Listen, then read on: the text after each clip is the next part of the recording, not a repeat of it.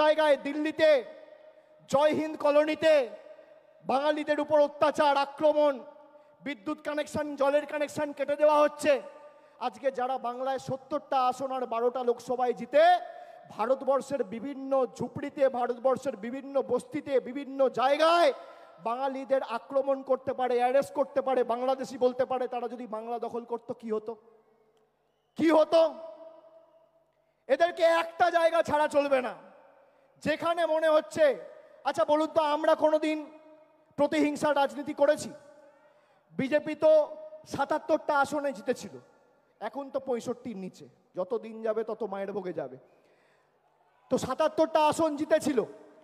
আপনি বলুন তো, একটা বিধানসভা যেখানে মমতা ব্যানার্জির সরকার রাজনৈতিকভাবে জিততে পারেনি বলে লক্ষ্মীর ভাণ্ডার বন্ধ করেছে, কন্যাশ্রী বন্ধ করেছে, রূপশ্রী বন্ধ করেছে? করেনি। এটাই তৃণমূল কংগ্রেস।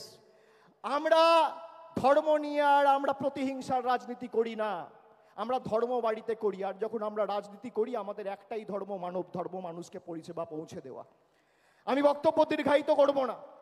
আপনাদের সকলকে আরেকবার আমার কৃতজ্ঞতা, প্রণাম, অভিনন্দন জানিয়ে, সকলকে সালাম জানিয়ে আজকে 21শে জুলাইয়ের এই মঞ্চ থেকে আরেকবার শপথ নিয়ে যে আগামী 26-এ এদের শূন্য করে ছাড়তে হবে।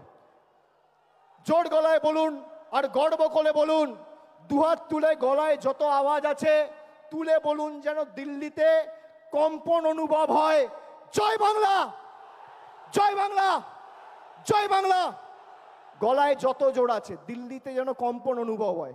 জয় বাংলা, জয় বাংলা, জয় বাংলা, জয় বাংলা, জয় বাংলা, জয় বাংলা, জয় বাংলা, জয় বাংলা, জয় বাংলা, জয় বাংলা, জয় বাংলা, জয় বাংলা, জয় বাংলা, জয় বাংলা। অনেক অনেক ধন্যবাদ। নমস্কার।